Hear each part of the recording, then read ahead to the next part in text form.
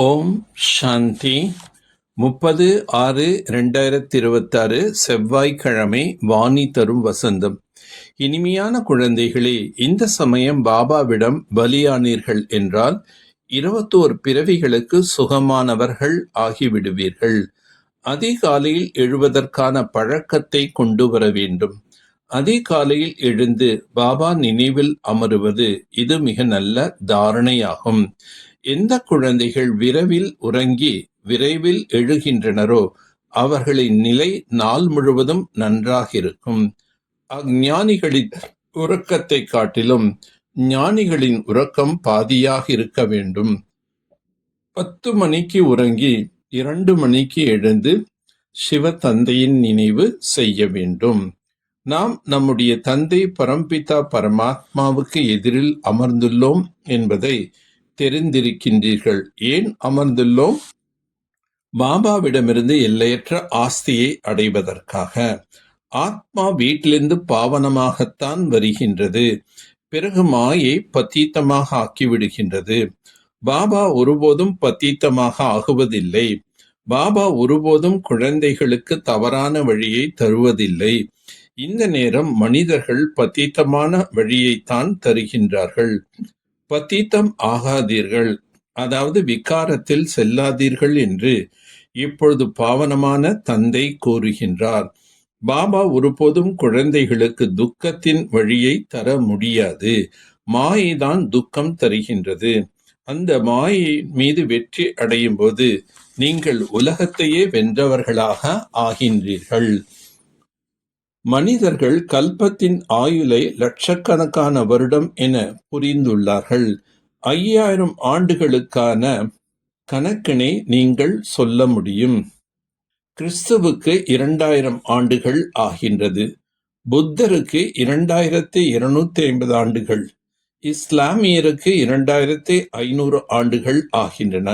அனைத்தும் சேர்ந்து அரை கல்பம் ஆகின்றது. அதற்கு முன்பு தேவதைகளின் ராஜ்யம் இருந்தது. 5000 ஆண்டுகளிலேயே கோடிக்கணக்கான மனிதர்கள் ஆகிவிட்டார்கள். மாயை ஆஸ்தியை அபகரித்து விடுகின்றது. பாபா ஆஸ்தியை தருகின்றார்.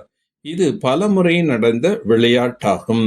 பாபாவினுடையவராக ஆகின்றீர்கள். அதில் சிலர் நல்ல சொந்த குழந்தையாகவும் சிலர் மாற்றாந்தாய் குழந்தையாகவும் உள்ளார்கள். பக்காவாகவும் பக்குவம் அற்றவராகவும் இருக்கின்றார்கள். உறுதியான மனமுடைய குழந்தைகள் மாயை வெற்றி அடைந்து விடுகின்றனர். பாபா, நான் எதுவரையில் வாழ்கின்றோமோ அதுவரையில் ஆஸ்தியை அடைந்து கொண்டே இருப்போம் என்று குழந்தைகள் கூறுகின்றார்கள். நீங்கள் எப்பொழுது வருகின்றீர்களோ அப்பொழுது மற்ற தொடர்பிலிருந்து விடுபட்டு தாங்கள் ஒருவருடன் மட்டுமே தொடர்பை இணைப்போம் என்று நீங்கள் உறுதிமொழி எடுத்திருந்தீர்கள். உங்களிடம் பலியாகி விடுவோம். கணவன் மனைவியிடமும் மனைவி கணவனிடமும் அர்ப்பணம் ஆகிறார்கள் அல்லவா? இங்கு பாபாவிடம் அர்ப்பணம் ஆக வேண்டும். திருமணத்தின் போது ஒருவர் மற்றொருவரிடம் அர்ப்பணம் ஆகின்றார்கள். நீங்கள் எந்த மனிதரிடமும் அர்ப்பணம் ஆக வேண்டாம்.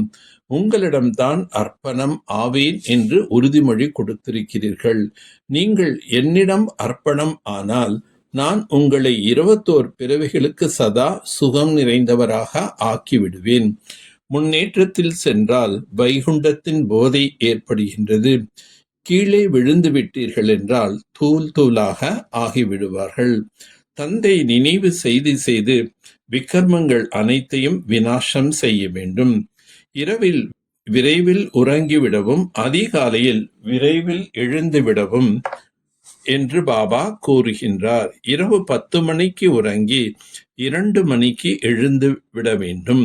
சிவபாபாவை நினைவு செய்வதால் உங்களுக்கு நிறைய வருமானம் கிடைக்கின்றது. 2 மணிக்கு இல்லை என்றால் 3 மணி, இல்லை என்றால் 4 மணிக்கு எழுந்து தந்தையை நினைக்க வேண்டும். அதுதான் மிகவும் நல்ல நேரமாகும்.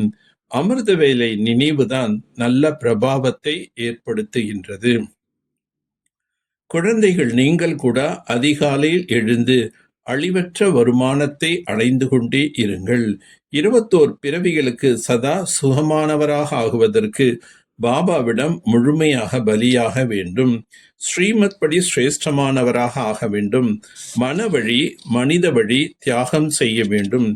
எந்த கட்டளையும் நாம் மீறி நடக்கக்கூடாது. அதிகாலையில் எழுந்து நினைவில் அமர்ந்து வருமானத்தை அடைய வேண்டும். உலகத்தை சொர்க்கமாக ஆக்குவதற்கு குறைந்ததிலும் குறைந்து 8 மணி நேரம் சேவை அவசியம் செய்ய வேண்டும். சமயம் மற்றும் சங்கல்பம் உள்பட அனைத்து பொக்கிஷங்களையும் பில் எழுதி கொடுத்து விடக்கூடிய மோகத்தை வென்றவர் ஆவீர்களாக. எப்படி குழந்தைகளுக்கு எல்லாமே உயில் எழுதி கொடுத்து விடுவது போல நீங்கள் கூட தந்தை தங்களது வாரிசு குழந்தையாக ஆக்கி எல்லாமே ஒப்படைத்து விட்டீர்கள் என்றால் வில் பவர் மனோதிடம் வந்துவிடும். இதே மனோதிடத்தின் மூலம் மோகம் இயல்பாகவே அழிந்து போய்விடும். எவ்வாறு சாக்காரத்தில் தந்தை முழுமையாகவே தன்னை ஒப்படைத்து விட்டார், அதே போல உங்களிடம் இருக்கும் பொக்கிஷங்களையும் நினைவு நேரம் மற்றும் எண்ணங்களையும் வில் செய்து விடுங்கள். அதாவது ஸ்ரீமத் படி சேவைகளில் ஈடுபடுத்தி விட்டீர்கள் என்றால் மோகஜித் பந்தன்மோ மோகத்தை வென்றவராக பந்தனங்களிலிருந்து விடுபட்டவராக ஆகிவிடுவீர்கள். ஒருவருக்கொருவர் சிநேகம் உடையவராக ஆக வேண்டும் என்றால் சரளத்தன்மை மற்றும் சகிப்புத்தன்மையின் குணத்தை தாரணை செய்யுங்கள். பாப் தாதாவின் வரதானமாவது எப்பொழுதும் மகிழ்ச்சியாக இருங்கள். மகிழ்ச்சியின் பொக்கிஷத்தை பகிர்ந்து கொடுங்கள். மகிழ்ச்சியின் அலைகள் அனைவருக்கும் பரப்புங்கள். உங்களுடைய முகத்தில் எப்பொழுதும் குஷியில் புன்முறுவல் பிரகாசித்துக் கொண்டே இருக்கட்டும். அந்த மாதிரி மகிழ்ச்சியான முகத்துடன் இருங்கள். இதற்காக வார்த்தைகளில் இனிமை, திருப்தி, சரளத்தன்மையின் புதுமை அவசியம் இருக்கட்டும். பிராமண ஆத்மாக்களின் வார்த்தைகள் சாதாரண பேச்சாக இருக்கக்கூடாது. ஒவ்வொருவரும் பிராப்தியின் அனுபவம் செய்யும் வகையில் அப்பேற்பட்ட புதுமை ஒவ்வொரு செயலிலும் இருக்க வேண்டும். நல்லது. ஓம் சாந்தி. ஓம் சாந்தி. ஓம் சாந்தி.